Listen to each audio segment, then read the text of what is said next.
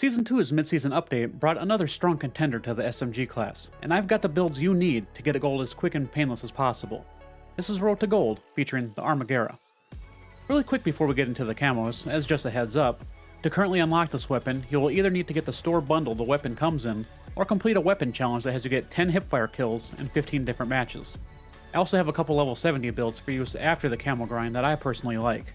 The first here is a core build that focuses very heavily into accuracy. It's slightly slow in handling, and you may struggle a bit if you're caught around a corner unaware, but the thing is an absolute laser in the open. I highly recommend it. You can also switch to the body 315mm barrel here, allowing for faster movement, but it will make the gun a little bit more jumpy, so shorten up your playstyle if you do go in this direction.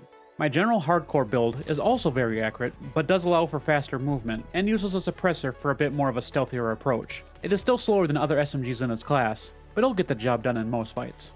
Now getting into those camos, once again we'll be going into hardcore, as this is by far the easiest way to grind out challenges for your gun. After first initial matches, which will be a pain in the ass by the way because of the base gun's low ammo count, you'll unlock extended megs that are in my opinion vital for grinding this gun out in the beginning. You'll also unlock sleight of hand really early, so definitely throw that on as well. After that, it's pretty much smooth sailing for the basic challenges. You'll easily get the 400 eliminations, 50 headshots, 50 multi-kills, 30 bloodthirsties, and 100 close range kills while leveling the weapon up. The rest of the challenges are easy as well, but you'll need the right build and just a little bit more focus to do the required kill actions. First up, now we only have 50 long shots for Deadeye, which honestly makes the grind so much easier in my opinion. I was actually pleasantly surprised about this change. Let me know if you were as well in the comments below. I actually finished this challenge before the change was made, but even 100 long shots went very smooth with this gun. The build I have here is an ideal build, and a couple of the attachments may not unlock until a little later in your weapon level grind, so just throw them on whenever you get the chance. Normally I'd put the 3 to 6x scope on here, but I know for sure that's not available until practically the very end, so I went with a 2.5x in its place, and it still worked very well. It's not as good, but it'll make do. My key attachments here are the Emerito 550mm O3P barrel and the Emerito TA skeletal stock, but again, I don't think that they unlock until around the mid-40s or so try and make do with prior options until you unlock them. This setup is a bit slow, so just be prepared for that. The class-specific Wildcat challenge requires 100 hipfire kills for SMGs. There are two options when doing this challenge.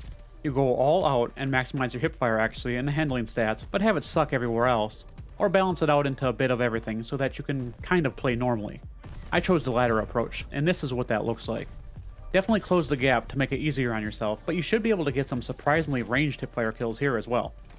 Beginning of the attachment challenge portion at level 60 comes Survivalist, which has to get 100 ADS kills with the Emerito 550mm O3P barrel, Emerito TA skeletal stock, and the hard scope proficiency equipped.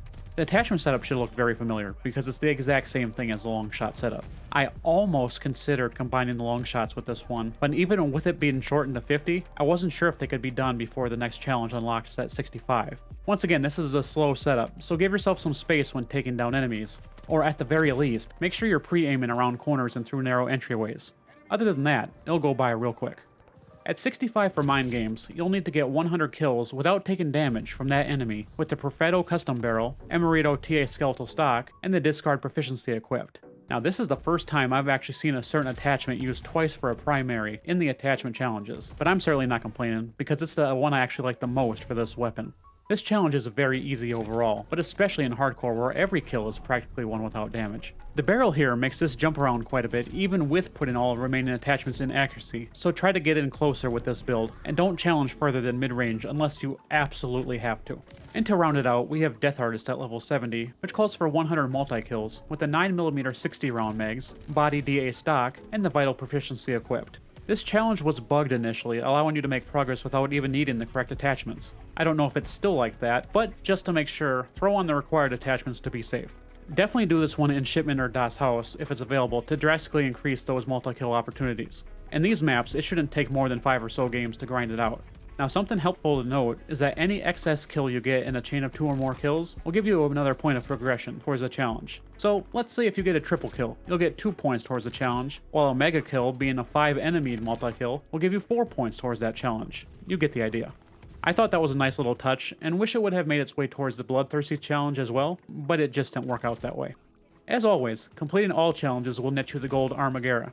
Like I said earlier, this can be made into an absolute laser, and does a decent job at challenging the meta. I still think it falls just a bit short, but it'd be nice to see some variation for a change. If you enjoyed the content, make sure to throw a like my way. I'd greatly appreciate it. Take care, and enjoy the rest of your day. Later.